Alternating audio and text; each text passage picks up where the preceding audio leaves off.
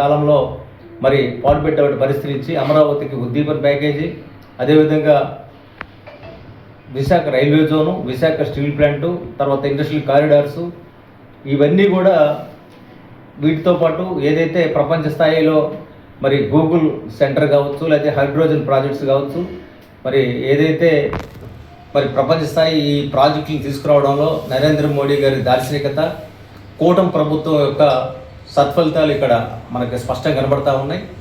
భారతదేశాన్ని ఒక అత్యున్నత స్థానంలో తీసుకెళ్ళడం కోసం మనం ఏదైతే నరేంద్ర మోడీ గారి పాలనా కాలంలో అనేక అంశాలను కూడా మనం ముందు తీసుకెళ్తున్నాం.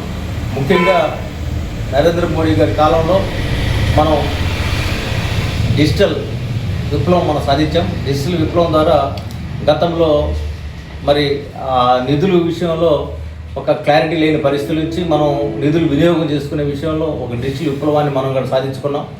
తద్వారా ఈరోజు ఆర్థిక వృద్ధి అనేది అద్భుతంగా ముందుకెళ్తూ ఉంది. వృద్ధి రేటు కూడా ప్రపంచంలో చాలా దేశాలు వృద్ధి రేటు పడిపోతూ ఉంటే భారత వృద్ధి రేటు స్థిరంగా ఉండడానికి కారణం చాలా స్పష్టంగా మనం ఏదైతే నరేంద్ర మోడీ గారి విజన్ ఉందో ఆ విజన్ ఇంప్లిమెంట్ చేసుకునే ముందుకెళ్ళాం. అదేవిధంగా అనేక సంక్షేమ పథకాలు కరోనా కష్టకాలంలో కూడా మనం దాదాపు 30,000 కోట్ల వరకు పైన మనం మరి వ్యాక్సినేషన్ ఇచ్చాము. అదేవిధంగా 5 సంవత్సరాల పాటు ఉచితంగా బియ్యం కూడా ఇచ్చాము. అదేవిధంగా అంతర్జాతీయ స్థాయిలో మనం మన ప్రతిష్ట పెంచుకోవడం కాకుండా అనేక మైల్ రాళ్ళు కూడా దాటుకుంటా మనం ముందుకెళ్ళాం.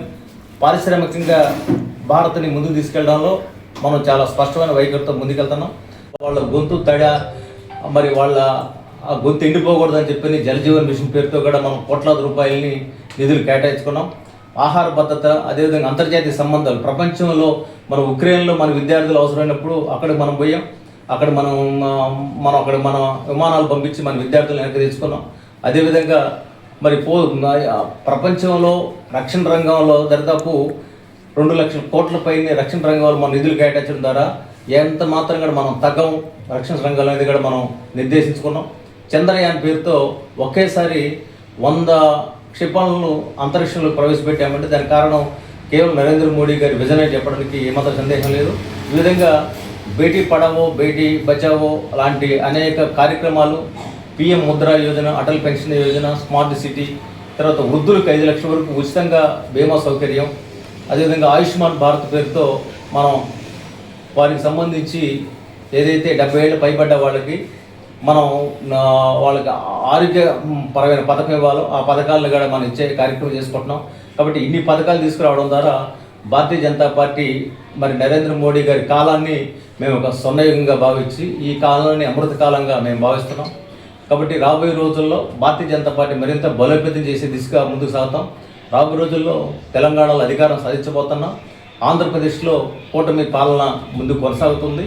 జగన్మోహన్ రెడ్డి కాలంలో ఏదైతే విధ్వంసాలు జరిగాయో ఆ విధ్వంసం నుంచి ఆంధ్రప్రదేశ్ని కాపాడడం కోసం ఒక రక్షకుడిగా నరేంద్ర మోడీ గారు ముందుకు వచ్చారు. మరి నరేంద్ర మోడీ గారి సహకారంతో ఆంధ్రప్రదేశ్ని అద్భుతంగా తీర్చిదిద్దే ఒక స్పష్టమైన కార్యాచరణతో మేము ముందుకెళ్తున్నాం చేశాము. ఆత్మనిర్భర్ భారత్ కింద మనం దేశీయ ఉత్పత్తులను ప్రోత్సహించాం. ఈరోజు మన ఏదైతే ఉందో భాస్కర్ ఎల్లా కానీ అదేవిధంగా సుమిత్ర ఎల్లా భారత్ బయోటెక్ వాళ్ళు వ్యాక్సిన్ తయారు చేశారంటే దానికి కారణం నరేంద్ర మోడీ గారు ఇచ్చిన సహకారం, సూచనలు. ఆ సూచనల సహకారంతో ఈరోజు ప్రపంచ స్థాయిలో మనం వ్యాక్సిన్ తయారు చేసుకున్నాం. ఒకప్పుడు ఏదైనా మన దేశంలో ఇటువంటి వ్యాక్సిన్ అవసరమైతే మనం ఏ రష్యానో ఏ చైనానో లేదా ఇతర దేశం ఆధారపడే పరిస్థితి నుంచి దేశాన్ని స్వావలంబన దిశగా తీసుకెళ్లే అద్భుతమైన కార్యాచరణ తీసుకొచ్చాం. అదేవిధంగా 5G సేవలను, టెలికాం విప్లవం మనం సాధించి 5G సేవలను కూడా మనం ముందు తీసుకెళ్తా ఉన్నాం. మరి పేదలకి నేరుగా ప్రభుత్వ స్థాయి అందించడం కోసం డిజిటల్ ప్లాట్ఫామ్ కూడా అనుసంధానం చేసాం. అంటే పేదలకు ఏదైతే బ్యాంక్స్ ఉన్నాయో ఆ బ్యాంక్స్ని మనం అనుకూలంగా మార్చుకోవడానికి రంగం సిద్ధం చేసాం. అదే మౌలిక వస్తువుల కల్పన, రవాణా రంగంలో కావచ్చు, ఇప్పుడు వందే భారత్ లాంటి రైళ్లను మనం ప్రవేశపెట్టడం ద్వారా భారతదేశానికి మౌలిక వస్తువుల కల్పన కోసం మనం ఒక స్పష్టమైన వైఖరితో ముందు తీసుకెళ్ళాం. దేశంలో అనేక విమానాశ్రయాల సంఖ్య కూడా పెంచుకున్నాం. స్మార్ట్ సిటీస్ పేరుతో ఈరోజు కావల్లో కూడా ఒక అమృత నగర్ వచ్చిందంటే దానికి కారణం కేవలం నరేంద్ర మోడీ గారి హయాంలో జరిగిన అభివృద్ధిలో భాగంగానే కావల్లో కూడా అమృత సిటీ అనేది సాధ్యమైంది. తర్వాత దాదాపు 5 సంవత్సరాల పాటు బీమే కాకుండా మనం 100 కోట్ల ఇళ్ళు కూడా మనం ఇస్తూ ఉన్నాం. ఆ ఇళ్ళు గతంలో కంటే కూడా మరి ఎన్నో రెట్లు ఎక్కువగా ఇళ్ళు కేటాయించడం ద్వారా పేద ప్రజలకి తినడానికి తిండి, ఉండడానికి ఇల్లు, కట్టుకోవడానికి బట్ట, అవన్నీ కూడా ఏదైతే అంత్యోదయ అత్యంత కింద ఉన్న వాళ్ళకి సామాజిక ఫలాలు అందాలనేది భారతీయ జనతా పార్టీ మూల సిద్ధాంతం. పెద్దలు శ్యాంప్రసాద్ ముఖర్జీ గారు, అదేవిధంగా దీన్ దయాళ్ గారు వాళ్ళు ఏదైతే దార్శనికత ఇచ్చారో ఆ దార్శనికతలో భాగంగానే మరి భారతదేశంలో మరి ఈరోజు మనం అద్భుత పథకాలు సాధించుకోవడంతో అంత్యోదయ అంటే కింది స్థాయి వాళ్ళకి ఫలితాలు ఇవ్వాలని మనం నిర్ణయించుకున్నాం.